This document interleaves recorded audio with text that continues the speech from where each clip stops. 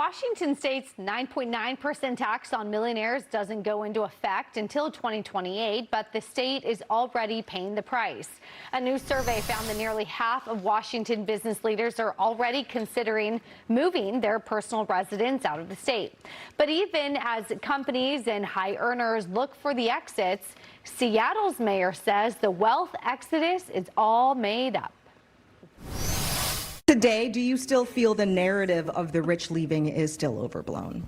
So I still think that claims of a large exodus of rich people due to our statewide millionaire tax that the legislature passed this year are overblown. I do believe that. Liz Peek, what do you think? I think this is a long-running story that just gets worse. And it's not just Washington. Obviously, it's blue states and blue cities around the country that keep hiking taxes, and they are losing residents. The Committee to Unleash Prosperity did a study from 2012 to 2023. High-tax blue states lost $2 trillion in revenues to red states. This is not a mystery. It's not rocket science to imagine that if you make people unwelcome financially in your hometown, guess what? They've got options. Howard Schultz has options. Now the head of Zillow had options. Jeff Bezos, for heaven's sakes, left and gone to Miami. And they all have good excuses. Oh, my mother's sick or this or that. The reason they don't want to pay an extra 10% to the government. Why would they? Brian, I think what's interesting is Liz evokes the names of Rich Barton, the co-founder of Zillow, who said, "Oh, I'm officially a Las Vegas resident. Kids are launched. Empty nest achieved." He should know how to find a new house, shouldn't he? Right? Yeah. Jeff Bezos in 2023 left for Miami. And then, of course, we've talked about the Starbucks CEO, Howard Schultz, saying that it has to do with family choices in my stage of life. He then went on to criticize some of these local politicians. But it feels like people who had been there. Why didn't I hear rumblings about these people before, when they were sitting there and voting maybe for all of these policies? Right. And then now they leave and leave all the poor guys left who were stuck with their policies. I needed to hear from all three of these people about 10 years ago. Yeah, I mean, you're kind of hitting on my thing. Like, they can leave, and good for them, and they're going to show Katie Wilson, but like, they lived in this place. They were leaders in the community, and they kind of paved the way for her to come. So this is where I say, like, if you're Texas or you're Idaho or whoever's getting these people, watch out, because they're coming because they didn't like what Katie Wilson's doing, but they're going to show up. And are they going to, like, embrace Texas capitalism? Or are they going to be the guys who are like, oh, yeah, James Tallarico sounds like he's not that extreme. We should vote for, like, that's the risk. If you don't Seattle-proof your state, you might turn into Seattle. I think that's, but here's the thing. I do love that federalism gives us a chance to learn. I love federalism more every single day, because if you don't learn something in school, you learn by watching a state screw it up. And we are getting a great lesson in that right now. By the way, remember the congressional election in Trump's Mar-a-Lago district in Florida went to a Democrat this latest round. So you do have to sort of say, wait, get out of it. And people in Florida are horrified that all these blue state voters are coming down and voting Democrat. Yeah. It's true. Jackie, your thoughts? I'm focused more on what's happening here in New York City, because it's similar to what's happening there, this exodus and this pied-à-terre tax that passed the city council for apartments that are pied-à-terres here over $5 million.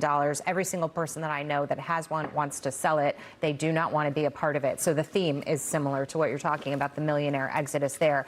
My building sent a memo about it. Department of Finance wants to implement this in July, except they have not put any parameters in place. And so the building must have been asked questions about it by people who anticipate they may be charged the tax. And the building has said, well, we're not going to turn over valuations on apartments, so the city needs to figure it out. That is very, very scary, because when the city starts making these determinations unilaterally and they bill you for something, you are on the hook for that bill. You have to pay it first and fight later. And God knows that these fights take a long time. So every blue state, every blue mayor, every blue governor, and people that live there and implement this, be careful what you wish for, because you're going to get it, and it's here.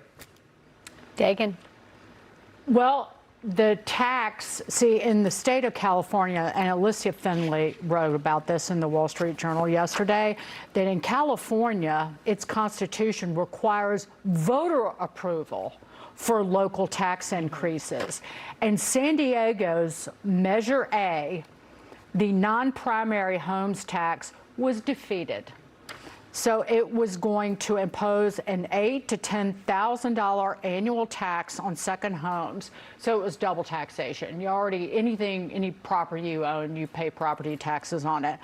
And here's a quote from the San Diego Union Tribune story. Distrust of San Diego's elected leaders fuels voter opposition to second homes tax, noting that the vote came not long after the public's still simmering anger over high trash fees and paid parking in Balboa Park.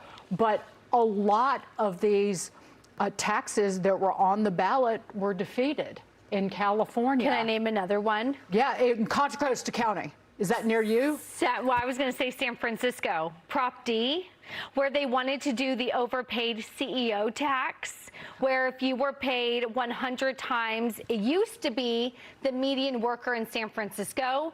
They changed it where you get taxed if you make 100 times the median salary of your global workforce. So then obviously you're going to be taxed. And they said it was going to bring in $300 million, and voters, including the mayor, Daniel Lurie, rejected it. And so I think there is right now sort of this push-pull narrative where you have a lot of the Seattle experiments, Brian, but then in other pockets in California, Dagan, in my little San Francisco that at once was London breed, left, and now centrist Daniel Lurie, people are starting to push back on some of this stuff. We'll have to see how much the pushback is, but I think people are watching Seattle and New York City and saying, oh, maybe not so fast. In Contra Costa County, voters ixnayed a increase in the sales tax and a property tax hike for community colleges. In Los Angeles County, again, voters rejected an increase in the local sales tax, which was called an Essential Services Restoration Act tax. They, in City of Los Angeles, shut down an increase in the local hotel tax. I could go on, but that one in San Diego is exactly, it's very similar to the pied-à-terre tax because it would be applied to homes that are left vacant for more than 182 days a year. And I remember the Wall Street Journal interviewed a woman who owned a condo and only used it to go get cancer treatments. And she would have had to have paid. Why are they voting for Nithya Raman and Karen Bass then? I have an That's the answer, question. but I don't it's like only that. appropriate for the and commercial other question break. is, what's going to happen to the billionaire tax in California, which is a statewide vote in November? Yeah. That's going to be a real test. But up in Washington state, never underestimate a far lefty's willful blindness, deafness, and idiocy when it comes to history. They think that it won't repeat itself.